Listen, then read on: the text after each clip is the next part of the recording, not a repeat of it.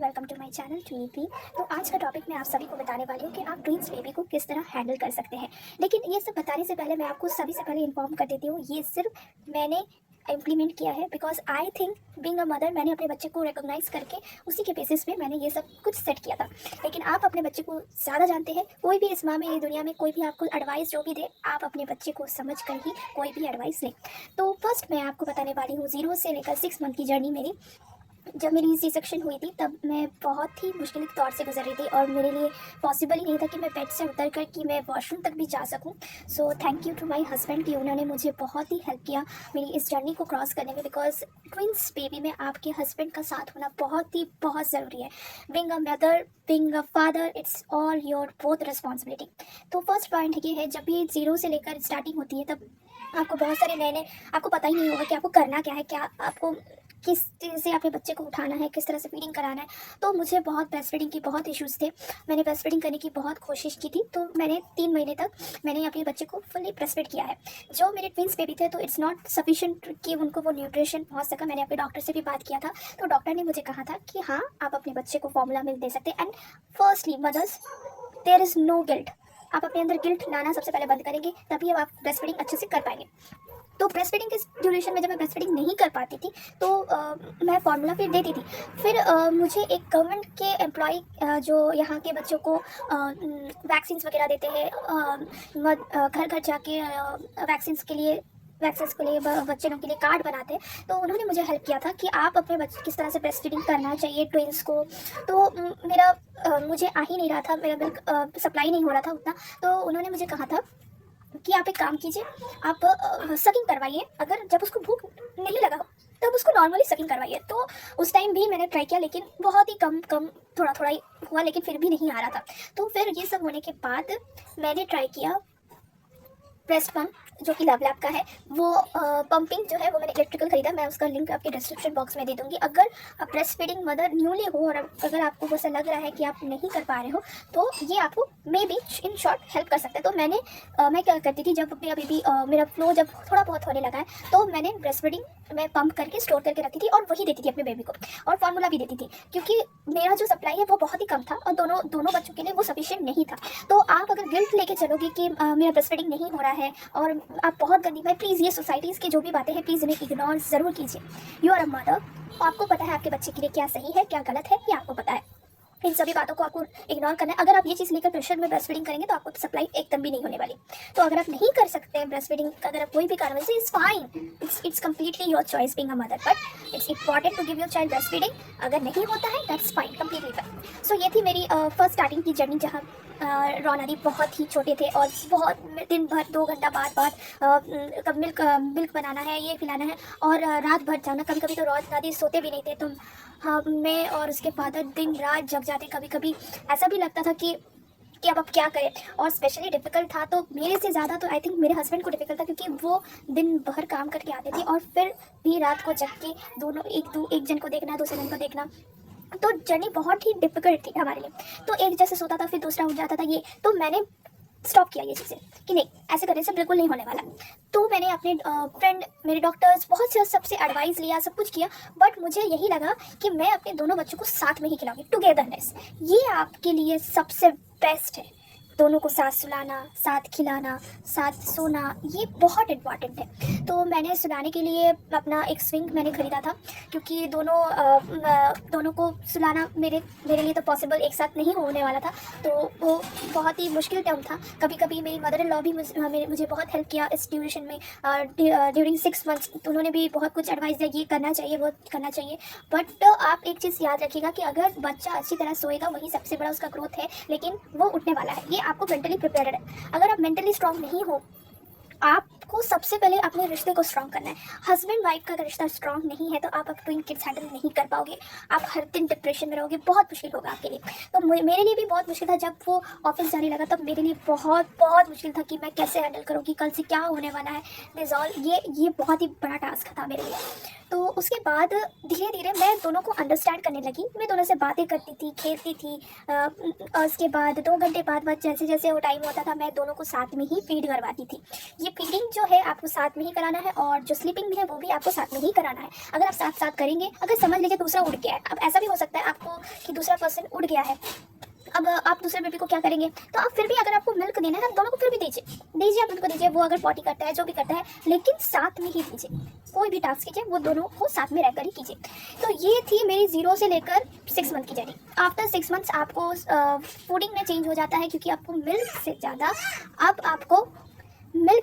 अब आपको डिपेंडेंट रहना भी पड़ेगा कि और भी सप्लीमेंट फूड पे। तो जैसे कि स्टार्टिंग में डॉक्टर आपको एडवाइस करेंगे कि सेरेलैक दीजिए, तो मैंने पहले बहुत सेरेलैक राइस पेस्ट करके खिलाना बहुत कुछ ट्राई किया है।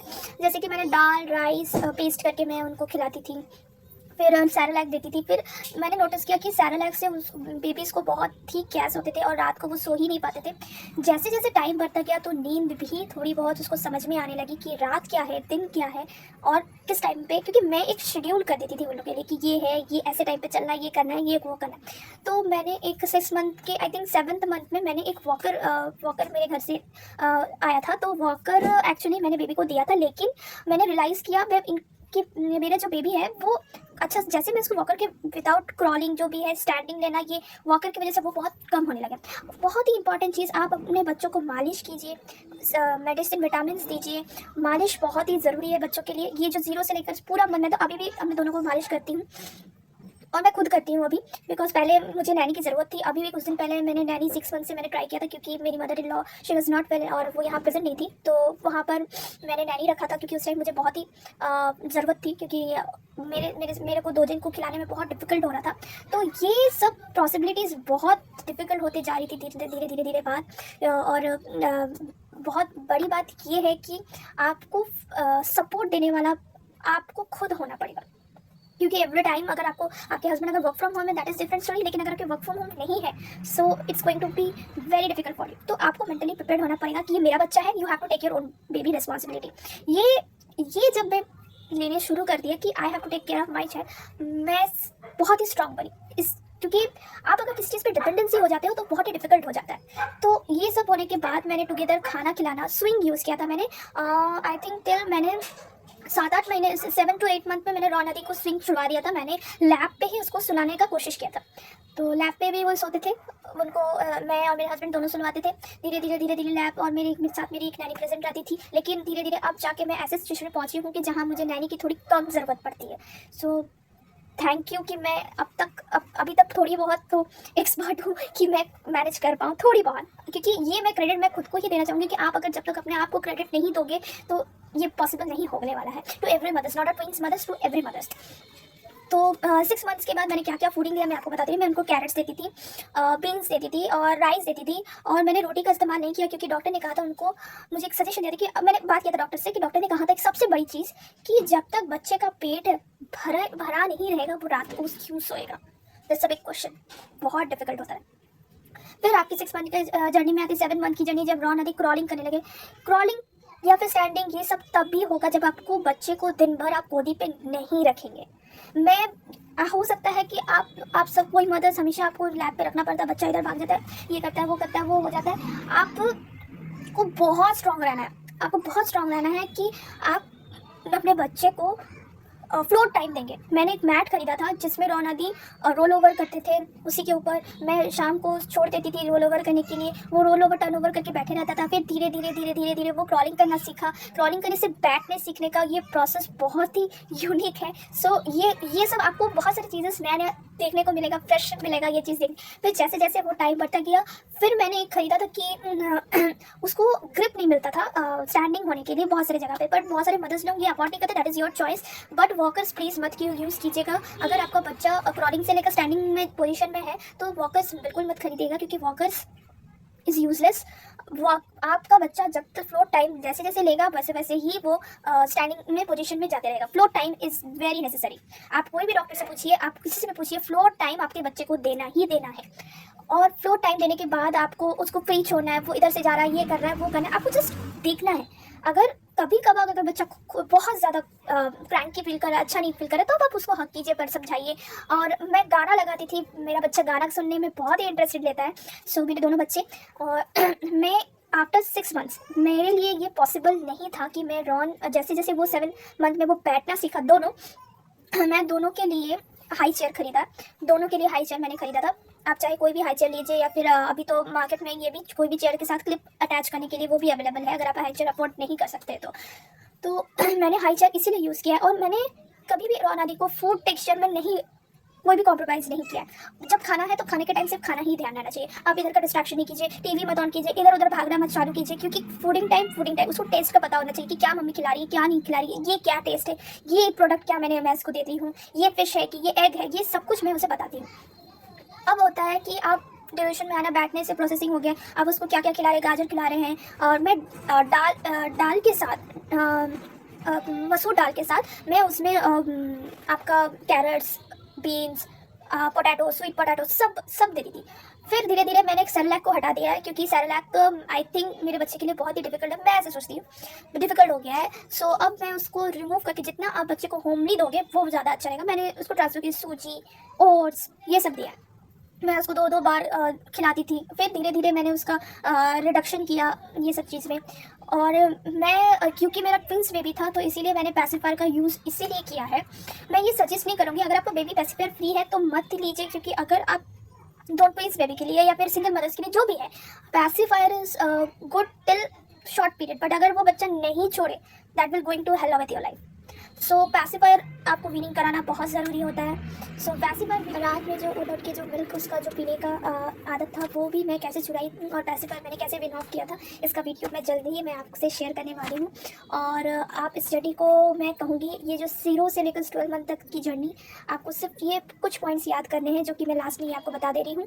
सबसे मैंने थोड़ा बहुत तो आपको बता ही दिया है, लेकिन फिर भी मैं आपको शॉर्ट पे बता दे रही हूँ। नंबर 1 मालिश, number 2 time togetherness feeding, togetherness sleepiness, third आपको vitamin medicine times to time देने हैं, डॉक्टर विजिटेशन, और आपको फ्लोर टाइम ज़्यादा देना है। Do not use walkers use नहीं कीजिए, पैसिफायर यूज़ नहीं कीजिए। टाइम शेड्यूल कीजिए, क्योंकि टाइम बिना शेड्यूल करने से आप अपने लाइफ में चैन से सो भी नहीं पाएंगे, ना ही कोई काम कर सकते हैं, ना ही आप रेस्ट ले सकते हैं। तो ये कुछ पॉइंट्स हैं, आपको सब कुछ साथ में अपने बेबी को लेकर कराना है। अगर आप एक को ये कर रहे हैं तो थोड़ा देर उसका कंप्लीट होने के बाद किसी और को बोलिए उसको पकड़ने के लिए, फिर आप ये कीजिए, लेकिन आपको उस दोनों को साथ में ही सुलाना, खिलाना, पिलाना है। अगर आप ये करेंगे ही तभी आप के लिए थोड़ा बहुत वक्त बचेगा और आप थोड़ा अपने लिए मी टाइम भी रख सकते हैं। बेबी को इंटरेस्टिंग चीज़ें दिखाइए, बोलिए ये बॉल है, ये कैट है, ये धीरे धीरे धीरे धीरे धीरे धीरे करते करते आपको एक सक्सेसफुल मदर इजीली बना सकता है। बट आप है successful mother, don't worry, every mother are very hard working. मैं सिर्फ थोड़ी अपनी एक्सपीरियंस दे रही हूँ कि मैंने क्या क्या एक्सपीरियंस किया है, लेकिन नोट आप लोग बहुत मेहनत करते हो अपने बेबीज़ के लिए, each and every parents care of them, लेकिन हमेशा हमेशा किसी की भी एडवाइस एक्स्ट्रा ना लें।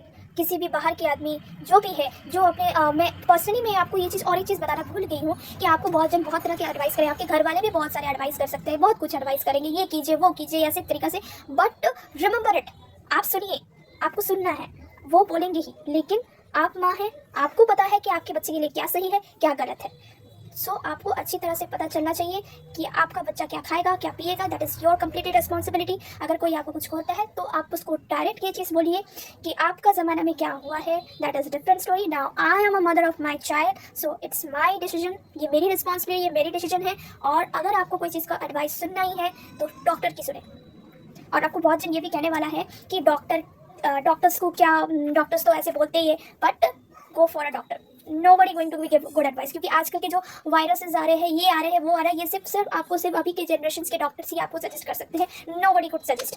और मैं आपको बताने वाली हूँ कि बहुत कोई आपको ये भी बोलने वाला है, हमने तो बहुत बच्चे पाले हैं, हमने भी इस तरह के बच्चे पाले हैं, ये किए हैं वो किए हैं। सो आप अगर उनको ये चीज़ ज़रूर बताइएगा, अगर आपको कुछ कोई ऐसे कहता है तो आप उसको ज़रूर ये आंसर ज़रूर कीजिएगा कि पता नहीं आपने किस तरह से किया होगा, लेकिन होप आपके दो ट्विंस नहीं है, और अगर ट्विंस भी है वो आपका तरीका होगा, ये मेरा तरीका है, ये मेरा बच्चा है, मैं इतना ही कर सकती हूँ, मैं इतना पॉसिबिलिटीज़ नहीं कर सकती हूँ। So be confident, be strict on your rules. आप माँ हैं, आप बच्चे के फादर हैं, तो आप दोनों को स्ट्रॉन्ग रहना बहुत ज़रूरी है।